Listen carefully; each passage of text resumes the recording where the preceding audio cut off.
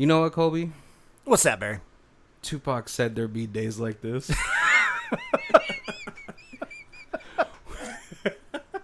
What's going on, guys? My name is Barry. And this is Colby. And this is Who Watches This.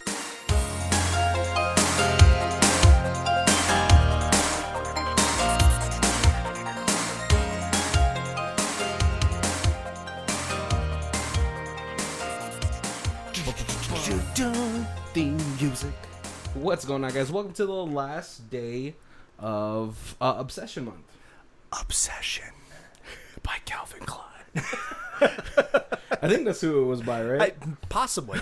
Oh man, and I wanted to end this month with really the film that made me want to talk about this in the first place. This subject matter, right? Right. Yeah. And that is going to be, which obviously I don't think you got from the quote of the day or the quote of the movie. Oh, I don't know how they wouldn't have. I mean, it is in the trailer, right? That's true. That's true. But we were talking about 2017's Ingrid Goes West. Yeah, this is a movie that I never even heard of until you pointed it out. I mean, it is one of those Sundance films, one of those artsy-fartsy movies. Yeah, that's true. But I'm really surprised because, I feel like Aubrey Plaza has enough star power to sort of get picked up for a major theatrical release. I totally agree. Yeah. I am really, really digging, because there's a number of these movies now that we've watched that have Aubrey Plaza in that you've suggested. So I assume that you have a little crush. Oh, I do. That I had never heard of, and every time I'm blown away. So I remember the first time Aubrey Plaza was in Funny People, right, with Seth Rogen and Adam Sandler, and I was just like, oh man, this girl just has such a British delivery of her comedy. Yes, right, and I think at that point I don't know if it was her at that time in her life or maybe that's just how they dressed her up, but she was just kind of like down looking. But then once I started seeing her in Parks and Rec, yes, with Amy Poehler and them, I was like, oh, okay, she's hot. And I've seen her in a bunch of different interviews and stuff, and it's not so much of her acting. That seems like how she just is. That's just that really dry wit is when she's talking to the talk show host at night. Yeah. Where it's just, you don't know if she's serious or not. Right, exactly. So she's like a wild card. But she's not the only person who has a good amount of star power in this movie, right? We have Elizabeth Olsen, who, as you guys know, is a Scarlet Witch. Right. Which I think is one of her biggest roles to date. I don't think anyone watched Old Boy. I almost feel like I loved Old Boy, but I didn't realize. Yeah, I didn't realize people in that. That was a while ago. Was that? It's got to be. Oh, I think it was 2014. 10 years? Which one? Old Boy. Old Boy. No, I think it's 2014. Okay. 2015, somewhere around there.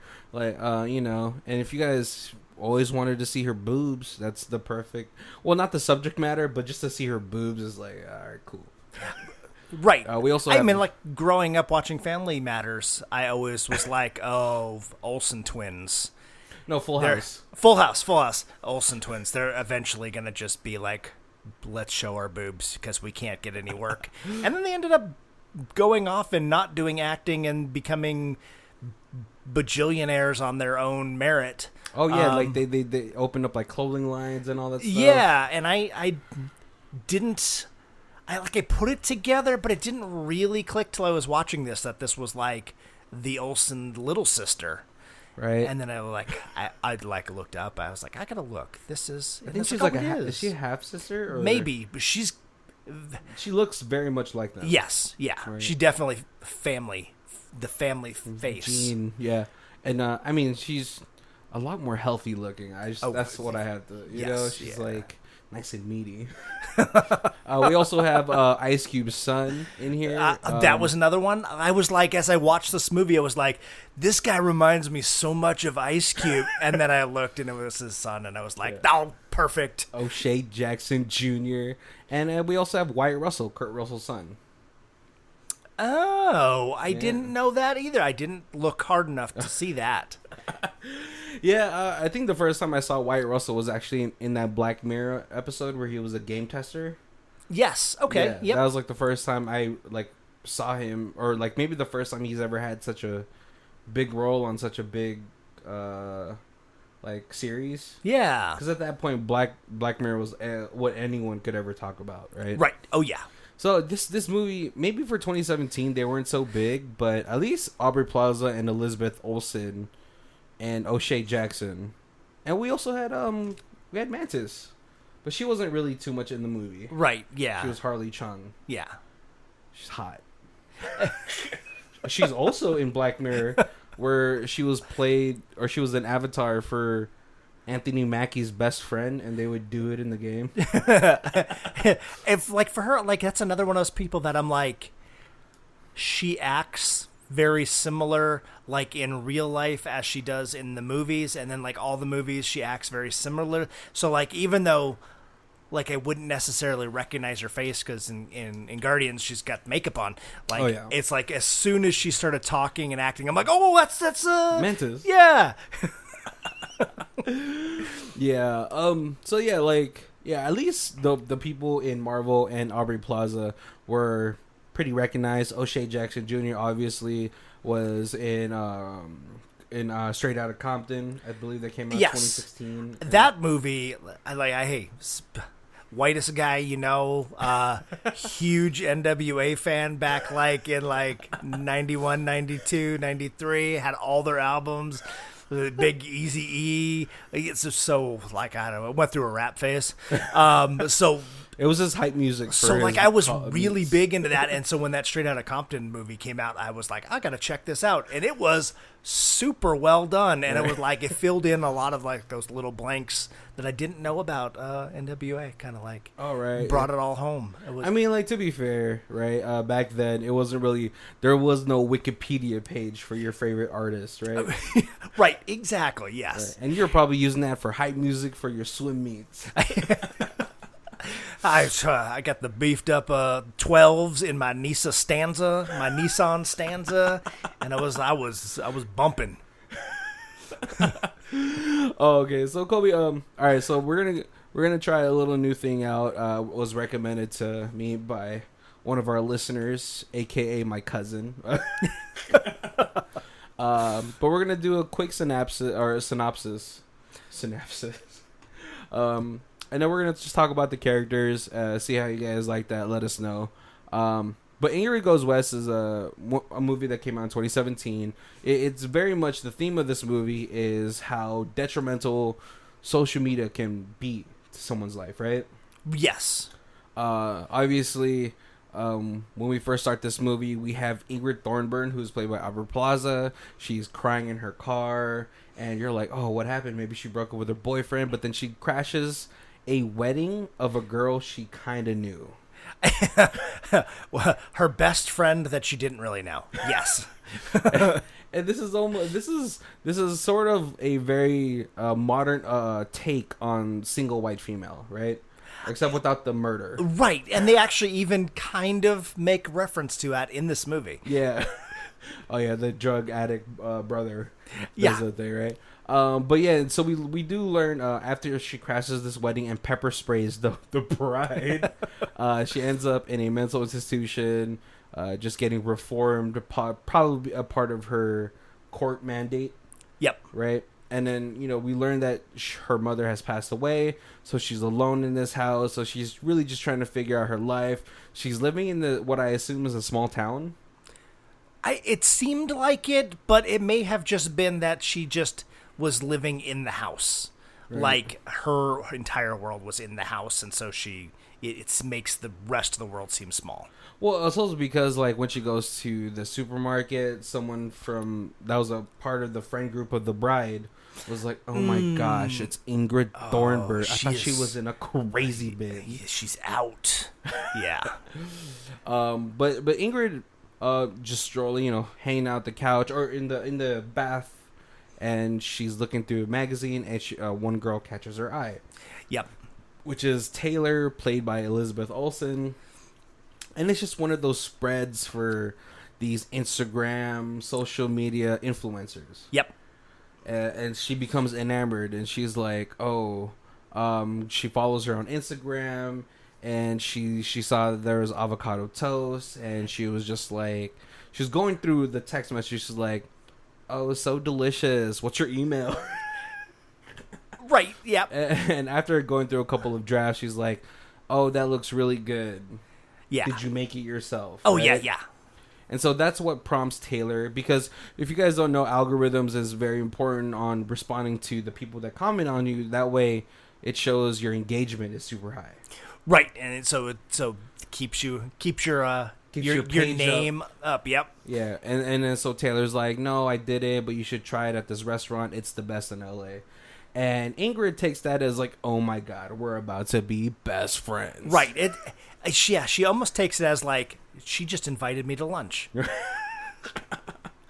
Right. Talk about hearing or reading what you want to be said to you. Right. Yeah. This is where it's like, oh, this is sort of a very hard, like, extreme version of how, when you go on a first date, or like when you're in the talking stage, and then like you read in between the lines a little too much, but it's just like, all right, well, I need clarification, right? Before you pursue anything. That's what like a normal person starts like, oh, she just touched my hand. Is she flirting with me? Right. Yes. Yep. But it's not like, oh, she just touched my hand. Better get her ring size. But Ingrid goes to the paperwork that she got from her mother's lawyer and sees that she was left with $60,000. Yep. Which I assume is just like the life insurance and all that stuff. Yeah, that's what I assumed. I'm pretty sure she probably sold the house just to get more money. But she's like, all right, I'm going to LA. This is where I'm going to live. I'm going to try to insert myself into this girl's life. Right? So she picks an apartment that's sort of in the center of LA, so she can kind of move around a bit. Right, but also it's kind of like in like the same village as as Taylor. So it's she said it said on the magazine Venice Beach. Yeah. Okay, so she could bike around, which is very possible in Venice Beach, right? This is where we get an introduction to O'Shea Jackson Jr., who is the landlord, but also a screenwriter and a very heavy aficionado of Batman literature. which we later learn is because he was orphaned as a kid. His parents died in a car accident, so really Batman just It's the person he felt. Yeah, it was like Batman lost his parents, and then he went and became something great. I lost my parents. I'm gonna write a Batman script and become great. Yeah, so he wants to inspire other kids to be like, hey, look, I was orphaned too, but I became a screenwriter, made my own movie. Yeah, which is a good goal. Oh, absolutely. Right, and then the fact that he has a house or whatever, a duplex in Venice Beach. Must be making at least decent money. Yeah. More than decent, probably. or he got left a chunk of money from his parents when they passed. Oh, maybe. Like she did. Oh, and then he just got it when he turned 18 or something like that. Yeah. Maybe. We don't really delve too deep into his thing, but this is where Ingrid, she starts to do her work. She's like, all right, let me go to that restaurant she's talking about. We get some awkward interactions with a waiter because she's like, I'm meeting Ingrid for lunch. And the waiter's like, oh, she just came an hour ago. And she's like, And to reinvent herself, she's created a new webpage or a new Instagram. Ingrid Goes West. Yeah. And then so this is her new life and her new friends on this new Instagram. Yeah, and she gets a new haircut. She changes her style. to really fit into the LA lifestyle, right? Right, yep. She starts to sort of visit the same haunts as Taylor until she's able to find her in the shop, and another awkward interaction. So awkward. She's like, it was like, this book, and then ends up following her home, stakes out her house, and then kidnaps her dog. Yeah. That way she could return the dog. This is some real and have Taylor be like very grateful. It was like $1,000 reward if you return my dog, and she's like, no, I don't. Yeah, I don't want the money. I just want your dog to be happy. That's why I'm returning it. But obviously they're like super grateful, so they're like come in for dinner. Yeah, and all that stuff. And the plan is working. Oh yeah, she's taking photos of the medicine cabinet. She buys an art piece from from Ezra. Yeah, which is just like repurposed paintings, and then he writes hashtags on them. It's squad goals. It's stupid, but I feel like it would take off, and you could get a like somebody could NFT those and sell them for $1 million a piece. And so they celebrate even more because when she asks like how much is this, and she's like, yeah, I'll buy it, they seem kind of very unsure about where to set a price point. Yes. What's it called? Taylor is like I don't know, like $1,200, and they're like, yeah. So did you take cash? Exactly. So at that point, I was just like, oh, are they like strapped for cash or something? Because that's how someone acts when they're strapped for cash. But later, you kind of get to see that Ezra has a lot of issues with Taylor's lifestyle. Yeah. Right? He's like, he had a stable job, but Taylor's like, you should be an artist. Right, yeah. If you're going to be an artist, you should quit your job and be artist full time. Right. Taylor is very stuck on keeping up with her Instagram appearances. Right. Right. Also, she's pretty much a culture vulture, because later on we do learn Ezra's favorite book is the Deer something. Yeah.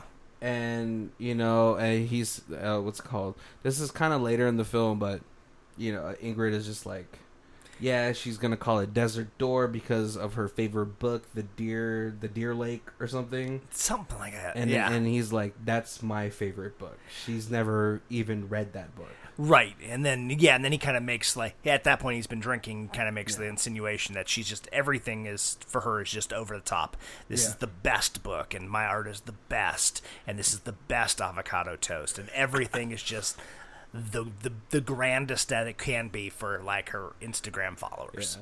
Yeah. But the main premise of this was I've already set up everything, right, of how everything is becoming an interaction. Yeah. Aubrey Plaza does seduce O'Shea Jackson Jr. or Dan. Wow, it's not a hard seduction. Oh, it's not. He is already into her differentness. Well, yeah, because intrigued by her. Because California, it's so funny. When you're from there and stuff, you kind of get a feel of everybody's energy. I guess I would say it's so weird. It's so hipster to say that, but you can when you're in such a huge city, you kind of get a feel for people. Right. Yeah. Right? Even here, anywhere you are. And for him, obviously being an orphan and all that stuff has probably helped him read people better. Right, and then you get LA, you get so many people who are fake, and so many people who are already jaded, and then Aubrey is just this enigma. So naive and innocent, yet quirkily crazy. And so we get a relationship with Ingrid and O'Shea with Dan. Obviously, everything's going good with Taylor and Ingrid.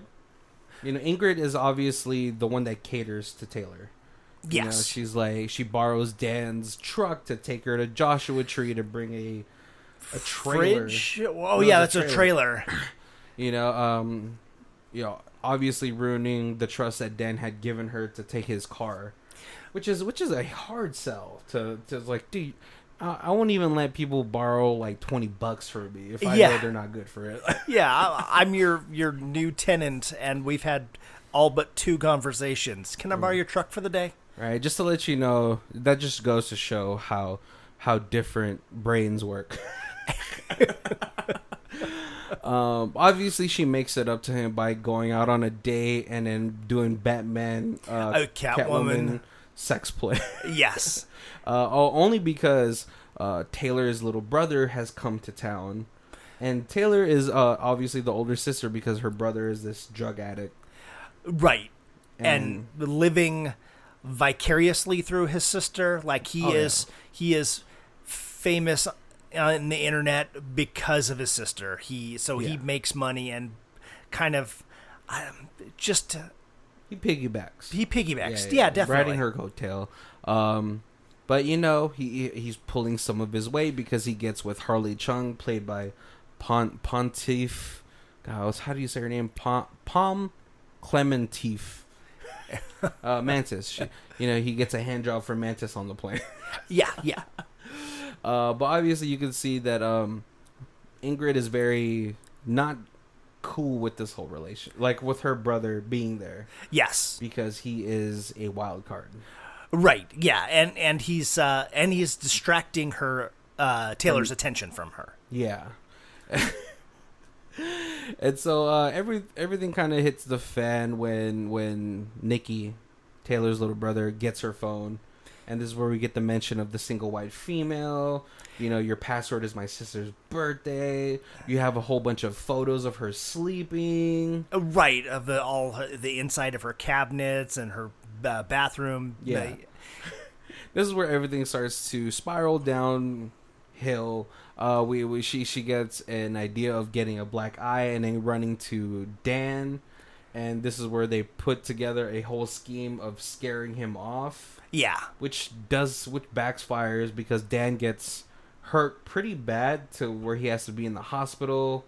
And then Taylor finds out everything crazy about Ingrid. Right, and just basically is like, you are a nutball. I don't ever want to see you again. Yep. And then, she has to push it, though, because this is the close she has gotten. Right, yeah. To an object of her obsession, right? So she buys the house that Taylor wanted to purchase for her museum. Yeah, hotel. And basically spends her last penny to get this house. Yeah, which I was surprised because she still had $50,000 left after hanging out with Taylor and paying rent. Right. And like you said, she must have had to sell that house to get more money, yeah, for the original house. And so as she's they're having a party at Taylor's house, but they've already told Aubrey Plaza, like, stay away. The only reason you're not in jail is because Nikki tried to blackmail you. And so we can't. And he's a drug addict, so we don't want him to have any further legal issues. Oh, which he definitely will. I mean, they're both gonna go to jail, right? Yep. But what's it called? But she can't pay the electric bill anymore. Right. So she sneaks off in a ghost costume, gets caught, and there's this whole big confrontation. Ingrid calls everybody out. Calls Ezra like Ezra hates what you've become. Right. Taylor's so fake. Nikki's a drug addict, and you're just enabling him. But then Taylor rebuts like, well, what about you? You're just like us. Right. You're fake anyway, so whatever. And so she goes back into her house, surrounds herself with candles, gets on Instagram, tells the whole story, and attempts to commit suicide. Right. After a failed communication with Dan. But Dan sees it and is like, and calls 911, and she gets saved. And at this point, she's sort of in this weird headspace where she's glad she's alive and that she actually sees that there's somebody there that cares for her. Right. For her. Yeah. But unfortunately, Dan is like, fine, I'll give you what you want. And it's her phone, which is pretty much her drug. Yeah. And sees that Ingrid, what's it called? I am Ingrid, the hashtag she used for her suicide attempt, is now trending her suicide video, which I'm surprised it's still up online. Right, yeah. I feel like Instagram, Facebook, pretty quick on yanking those things. I know. Because but I guess even if they yank the original movie, it's still the hashtag probably still lives on. I mean, probably a whole bunch of people have already like downloaded it somehow and right. keep posting it online, right? And she's getting this overwhelming support from strangers on the internet. Yeah, thousands and thousands of comments. Hundreds of thousands of likes. So, and then the movie kind of just ends there. Yeah. So, let's talk about Ingrid, right? Because she's our main character. Kobe, I'm going to ask you, growing up or having had a hand in raising a teenage daughter, especially in a new age where right, being connected 100% is so much easier. Yeah. Was this like one of the fears? Oh yeah. I mean, like I'd love to have my daughter be popular online, but there is so much that goes with it, and I would never wanted her to have to be like, I have to take a picture of every meal I eat, and I have to like selfie everything. Doing it once in a while is great, and that keeps you, I guess, relevant in this current world, because it's like one of those things. Even if you got friends, it's if you don't post. Didn't even happen? Because we ran the comic store, and we had Facebook, and we had tons of followers, and always try to interact with everybody. But it was like that. Like you'd always have that, like the people, they'd follow you, you'd follow them, and then if people just stopped posting for anything for a couple weeks, stopped liking you, they felt like they just had kind of fallen off the earth. You almost forget about them until it's like, oh my goodness, you haven't posted in like 12 days, glad to see you're okay. It's like a wellness update, right? Yeah, and obviously Ingrid is the very extreme version of wanting to be popular, right? Like another like weird, like, I don't even know if this is like a correlation, but I feel like being 21, going to the strip clubs, and then like you have that stripper who's like nice to you, and in the back of your head you're like, oh my god, this stripper really likes me. Like, should I ask for her number? It's like, should see what time she gets off, and it's like, no. She likes everybody because that's what makes her money. Yeah. She doesn't care about anybody who walks in that strip club. But like, I know that clicked in the back of my head, because I was like, yeah, not gonna never asked a stripper out, but I know that like when they're nice, you think that, and here like you're looking at your Instagram and you're like, they reply with something polite, or they make a comment on and you're like, oh my god, that person actually likes me. Like, it's not just like, oh hey, you put up a funny Star Wars meme about Chewbacca meat tasting chewy,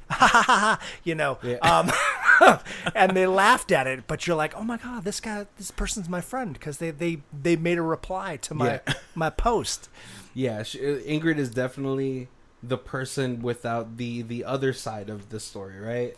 Because obviously, especially for guys, like you said, when you go, I've gone to the strip club with a couple of guy friends, like out of town, and that's like the number one thing that you're like, hey, they're just there to make money.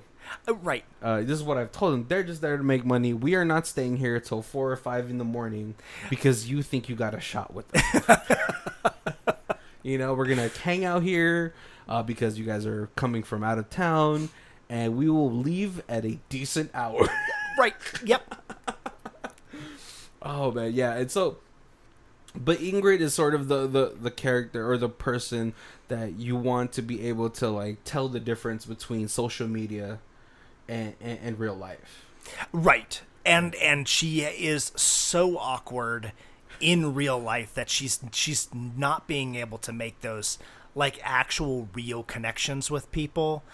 And like she lucks out that Dan is just intrigued by her quirkiness that he allows that awkwardness to not just turn him off. Away, yeah, right? Yeah, exactly. I think it's because with Dan O'Shea Jackson Jr.'s character, he might also feel sort of a kindred spirit in her, just because obviously with him, he was kind of an outcast. He said that when his parents died, he went to school for a whole month with a Batman mask on. Yep. Which definitely would have gotten him picked on. You know, they would have been like, "Why you got the Batman mask on? You ain't no Batman. I ain't gonna call you Bruce." You know, so maybe there's that connection that he felt like, oh, maybe she's just lost like me.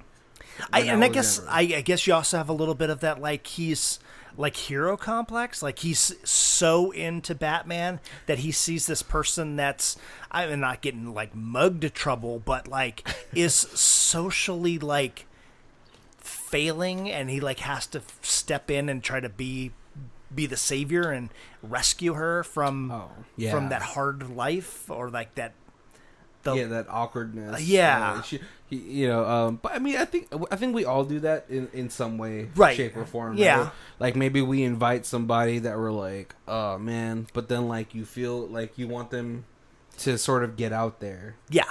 You know, so even if you're like, oh, this is kind of annoying, but you know, like, oh, but I can't just like, I can't not let it, invite him to Thanksgiving. Right, yeah. Or something like that. Yeah, it's Thanksgiving. Can't be just sitting alone. Yeah. So come on over, awkward friend, and eat with the family. I know, but like, hey, but you know, like, and then when they finally have sex, yeah, it's hilarious. Because like, at that point when they're on a date, Ingrid is really just there to coerce him into coming for this hangout. Right. Yes. That she. Oh yeah, because the brother is like, yeah, Dan's not real. Yeah. He's your imaginary boyfriend. Well, which also Taylor and Ezra have also mentioned, because they never met him. Right. Especially during that time where like she pretty much invited herself to Harley Chung's mansion party. Yeah. Which was that scene was just so. This movie is filled with so many scenes that are just hard to watch. And so, when they're having dinner at this Hawaiian themed restaurant, Dan exposes himself first. He shows his vulnerable side first by saying like, the reason why I like Batman so much. After Ingrid asked, like, why do you like Batman? So he's like, this is where we get the backstory. Like, his parents died in a car crash. Batman's parents died when he was really young. So he just identified with him so much. Yeah. And so Dan also asked, like, well, what's up with you and your mom, And because he showed the vulnerability first, she also did. Right, yeah. Easier for her to open up. Yeah, especially because this is probably the first time someone genuinely asked.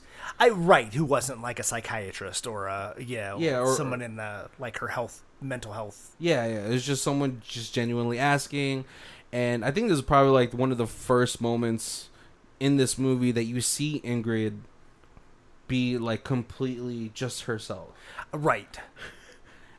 Well, and then the next scene is of course the Catwoman Batman play, which is hilarious because one of my favorite lines is like, "Tell me Gotham needs me."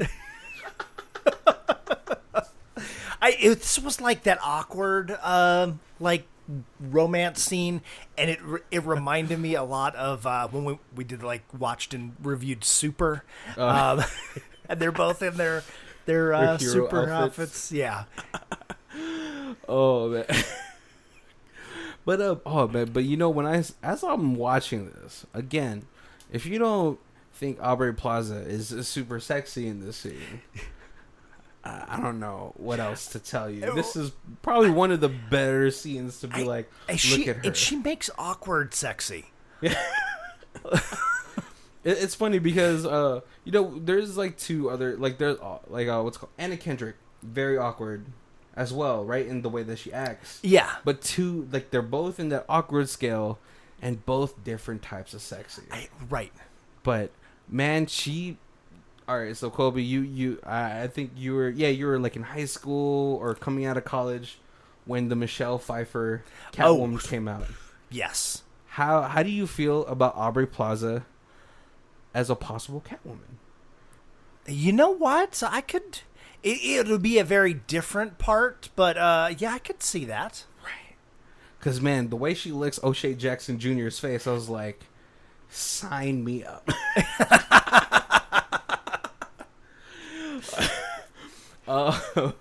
But yeah, and then, how do you feel about Taylor in this movie? So Taylor, like, it's a totally, like, this movie is full of obsessions. Like, because Taylor's life is revolved around this obsession of being internet famous. Yeah. And so, like when her boyfriend is Ezra's like I don't even really like the way she is anymore because she's not who she used to be because she's so, it's like it shows how much this obsession has changed her. Where like she's puts out this I am so nice and everything is the best online, but then you get like when she asks the like guy to take her picture and she's like, could you get down lower? Could you lay on the ground? Fuck no. All right, I am nice enough to, if someone stops me and asks like, hey, can you take a photo of us? Right. I will. If you tell me to get on the ground, I'm throwing your phone on the road. Like, fuck out of here. But yeah, no. So like, yeah, they're total opposites, right? Ingrid and Taylor are or maybe not total opposites, but like they're very two different. They're two different people in the same spectrum. Right, and I think it's almost like they are different only by the amount of confidence. Yeah. Like Taylor has done this long enough and become the famous person that she wanted to become. And so now she's like her confidence just kind of, it is off the charts. yeah. But then you can sort of see that confidence waver with Harley Chung, which is Palm Clementif. Right. Because obviously, let's be real, Asian girls online have such a deep reach. Especially the more popular like cosplay stuff gets, the bigger they become, right? And so as soon as Harley Chung comes into the scene, everything that Ingrid has done for Taylor, it's particles in the air. Right, yeah. It doesn't mean anything because she divulges the secrets that she told Ingrid so easily. And when all Harley has done is probably performed fellatio on her little brother. Right. But you can see that even Taylor at this point where she is in her social influencer lifestyle is also just still, you see glimpses of Ingrid in that. Right, yes, because Harley is the number 3 influencer in the world, and so it's, yeah, you can see that awkwardness kind of come out, and that like I'm obsessed with you because you're bigger and better than me, and you're like, and Ingrid doesn't matter anything anymore because now I am working on my obsession. Right? Yeah. Oh, all right. Oh, when you put it that way, I was just like, oh, she just, But then, yeah, she's also obsessed with clinging onto Harley, right? Yeah. I also just because I think as far as like social media stuff goes, Asian girls are just more internationally easier to push. Probably, yeah. Like in Asia, like they're hot. In America, they're hot. Oh, and I feel like, yeah, I don't know. Maybe that's just why, but the one I feel the worst about is Ezra, right? Right. Ezra is this person that he's not, Yes. Because obviously he doesn't. Maybe he liked to doodle on the side, but he knew at some point the extent of your abilities. Right. Yeah, and I'm like you're the guy who goes to the comic stores in the comic conventions on the weekends and draws pictures for people, but you don't give up your job, your 9 to 5. Yeah. which when he talks about when Taylor first came to LA, she was like wide-eyed and naive, and he was just saying that, you know, I really just miss it when it was just us. Right. You know, because for him, it's no longer just them. It's them plus her followers. Right. Yeah, because like even you go to dinner, if every dish that comes out, you know, middle of conversation, they're just like, oh, hold on, stop before we can eat. Let's take a picture. Give me a smile. You know, oh, hey, there's a flower. Well, let's not just enjoy the flowers. We got to take pictures with these flowers and then with these flowers. See, we're in totally two different generations, because Asian girls have trained Asian guys to make that normal. Like me not touching my plate before they take a photo, it's already ingrained. Fair enough, yeah. But there's also a sense of privacy, right? Because like taking photos or whatever, that's fine. Like, you know, whatever. But once you start putting more into the social, exposing yourself more, right, to the world, that's when it becomes less them two and it's more them and her followers. Yeah. And he's obviously tired. He knows Nikki, who's Taylor's younger brother, is just pushing Taylor more, right, to be more famous, so he can piggyback off of all of that. Yeah, and it's almost that like sure, you're pretty and you're pushing items and you're taking pictures of your food, but if you get drunk and make a fool out of yourself, it's going to draw more of an audience. If you're doing drugs, you know, it's going to be like you're going to get more.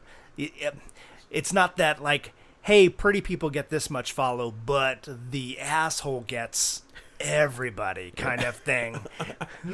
Yeah. Oh, man. So there's a lot of characters in here that are very relatable.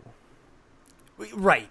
Right. Just because, I mean, definitely there's been times where, you know, people will turn on notifications for their crush. Right. You know, they're like, oh, you know, oh, she just posted a new photo. Oh, she just tweeted something new.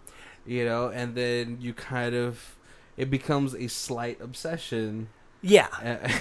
But this is just a movie where we see where that obsession can really lead to. Right. Yeah. And if you're, I don't know, it's like if you just don't have a full grasp on reality, how easy it is to slip into that alternate world, where that is all that matters. Yeah. Yeah, I'm really sad that this movie hasn't gotten more attention, just because I feel like it's a great movie to show, especially the younger generation. Right. Like, not everything behind every photo is what it is. You know, just because they look happy doesn't mean they are. A great example of this is at the beginning, the first time Ingrid goes to the place and orders avocado toast, because that's what Taylor's favorite food at the greatest restaurant ever. And she orders it and she takes pictures and she posts it on her own Instagram on like how great this is. And then she takes that first bite and is like, ugh, and just spits it out. And then the next thing you see her is like shoving McDonald's French fries in her mouth. Which is like the reality of a lot of these things, right? Me, growing up in California, had an avocado tree, right? Awesome. Always had avocado shakes whenever I wanted. Never did I ever want to put it on toast. You know, toast is only for like jams, peanut butter, right, cheese. Yeah, to me, avocado was guacamole, period. Until maybe 3 or 4 years ago, it started finding its way into salads and onto sandwiches and maybe onto a burger or something. It was strictly guacamole. Oh, until because a few years ago. I'm gonna let you guys know, I'm pretty sure you've had avocados at this point, right? Avocado is only really good to me when it's cold. You know, I can make guacamole. Not a fan of it. Okay. You know, there's you know, just like you're not a fan of tomatoes. Right. And I don't like my guacamole with a lot of tomatoes in it. Some people put like the little crushed tomatoes in. No, yuck. And I understand that you got to put lemon in it or lime in it so that it doesn't turn all brown. But too much lime in something like that, I don't like the lime flavored chips. Like it's You don't like lime flavored chips? I don't. That's delicious. But no, yeah, for me, avocado only good when it's cold. I hate it when it's warm because at least when it's cold, there's sort of a different texture. When it's warm, it's all mush. Oh, yes. It's baby food. Right. Oh. It's almost like, like that. I guess that you do your toast and then it gets mushy and then it becomes more like butter. But Gross. yes, I agree that. Have you ever had it as a smoothie? I think I've had a tropical smoothie where it was a ingredient in it. Oh, so you know, one of these days, so Filipinos even have avocado ice cream. Delicious. Interesting. I'm gonna have you try it next time. But yeah, like there's a lot of things that you see in this movie where it's sort of warnings for how you view social media. Right. And the only person that's really not plugged into any of this is Dan. But he still got his Batman obsession to the point where he wanted her to. So this movie is full of obsessions, and I loved that there was no resolution. Oh, At the end, like lots of times you like, oh, she tried to commit suicide, and then she realized that being obsessed is wrong, and she was like, hey, now I got Dan. I don't need to be following Taylor. I don't need this obsession. But it wasn't.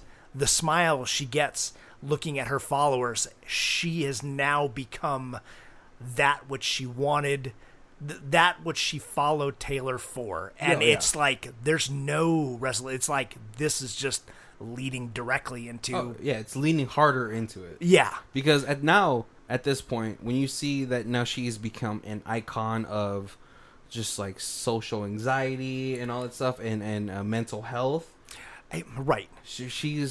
That's her niche now. Yeah. Where Taylor's was more like luxury, hip, what would you call it? Like a hipster type of, like a bohemian lifestyle. Right. Oh, right? yes. With the Joshua Tree home and all that Urza stuff. in his little man bun. Yeah, over again, all the very uncomfortable furniture she has in her house.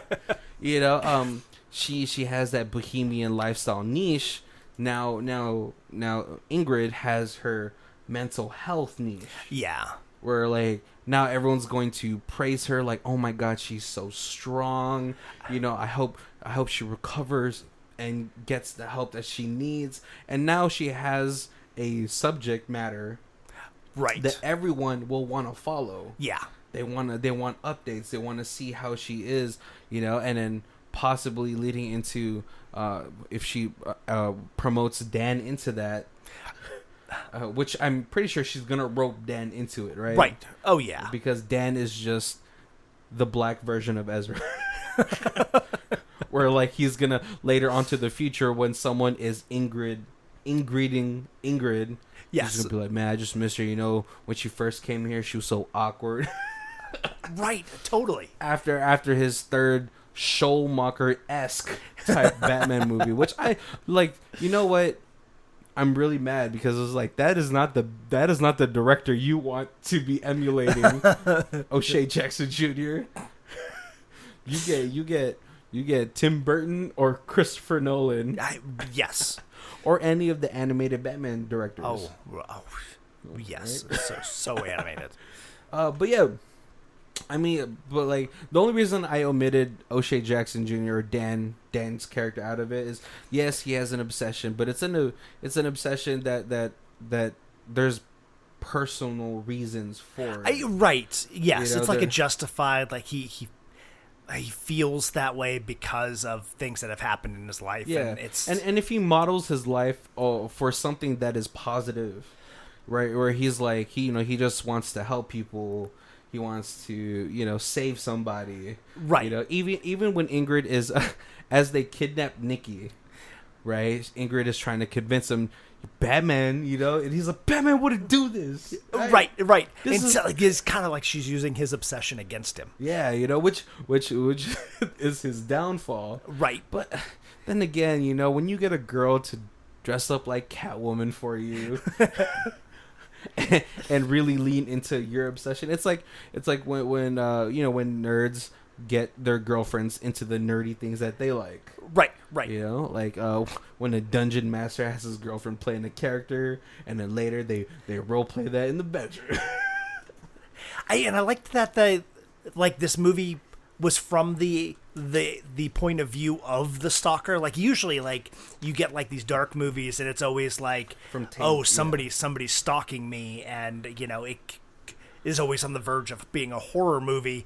Or we're like our first one, this of the obsession, where it's like he's following the girl in the high school party, and it's very silly. Like, why is he so obsessed with this girl? Yeah, it's very, that version is lighthearted. Yeah, but so like you're following the stalker through like her mental challenges.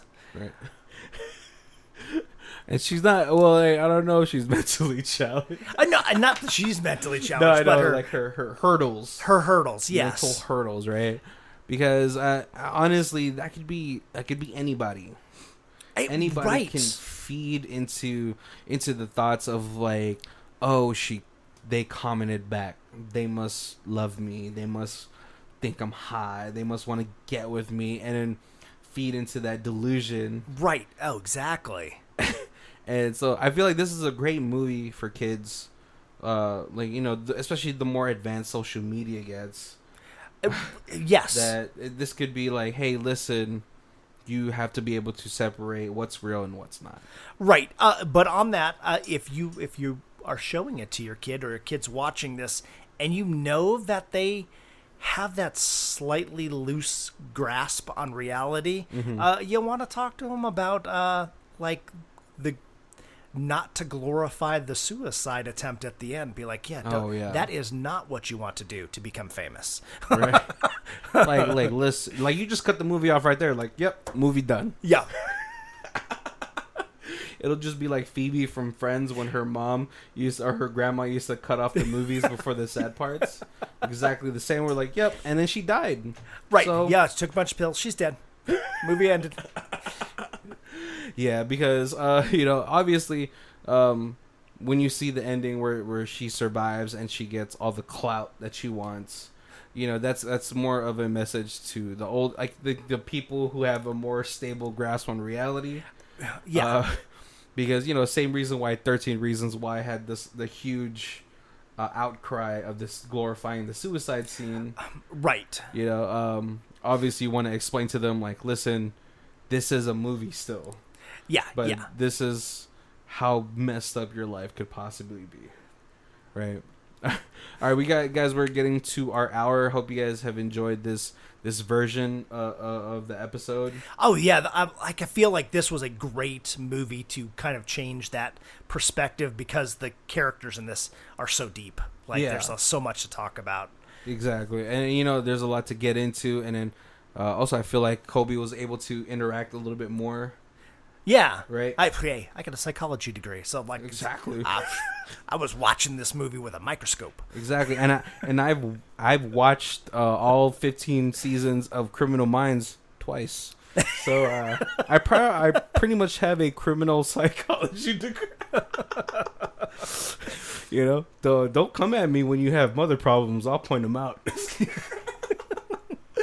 But yeah, I hope you guys have enjoyed this episode. If this is the first time you guys are joining us, thank you for joining us. And the way that we review our movies are in 4 different sections. We have Stream It, DVD It, Blu-ray It, and Ultimate Box Collection. Kobe, where are you at? I don't know what you would throw in an Ultimate Box on this. But it's definitely going to be an Aubrey Plaza trilogy movie. So do you have this? You have Safety Not Guaranteed, another episode we've done. Oh yeah, that movie's fantastic too. And we also have Life After Beth. Okay. That's the movie with Harry Osborn. Yes. And where she's a zombie. Yeah, I would Ultimate Box that. I don't know. I would definitely Blu-ray this.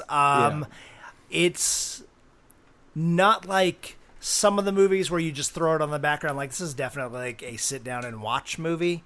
Oh yeah. But I think it's got some definite like replay. Now that I know how it ends, I'd love to watch it again to kind of like see what things you like, little Easter eggs you pick up on that lead further into that.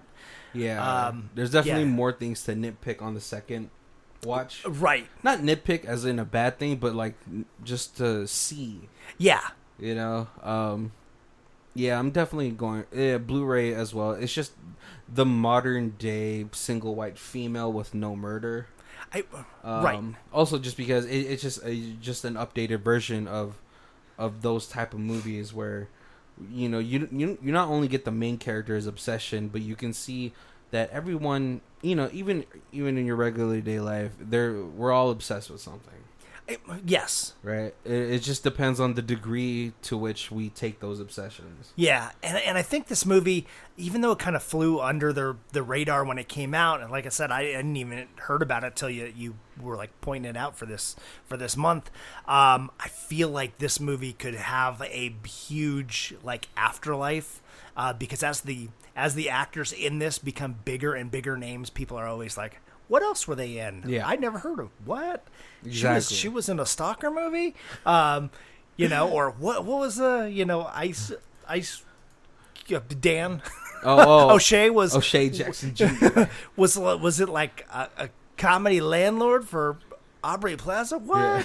You know, and I feel like it's gonna it'll have a good second, like an afterlife, because there'll be people who are continue to follow into it, and definitely I could see this getting into like a cult status on popularity, and especially because everyone's gonna be like, what, Aubrey Plaza had a sex play with O'Shea Jackson Jr. as Catwoman. Because I'm gonna let you right now, I'd be in the same boat as O'Shea Jackson Jr. when she was doing all that cat stuff.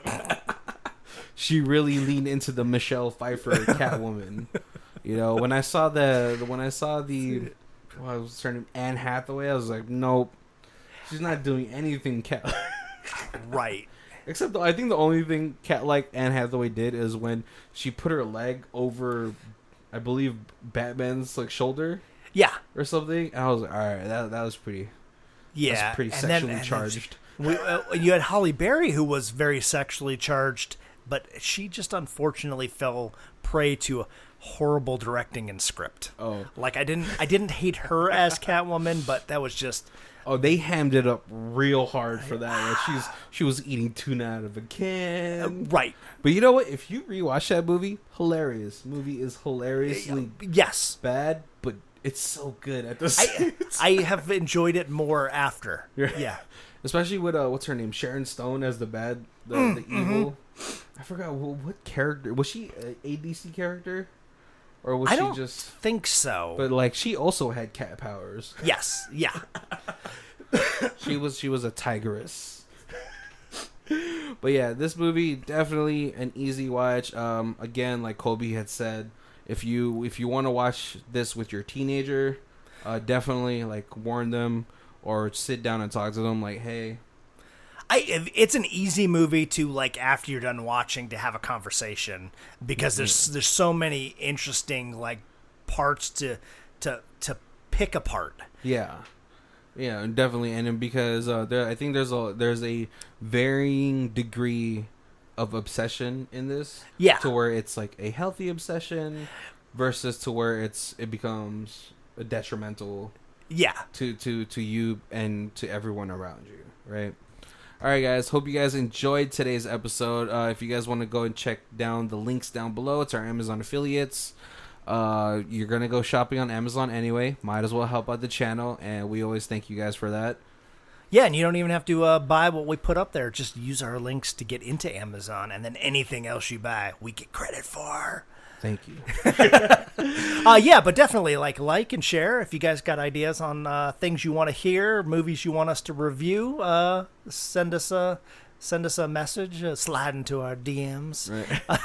Also, just to let you guys know, me and Kobe will start having the YouTube channel where we're gonna be doing like MSTK type of commentary on movie scenes. Yes. Because obviously we can't do the full movie.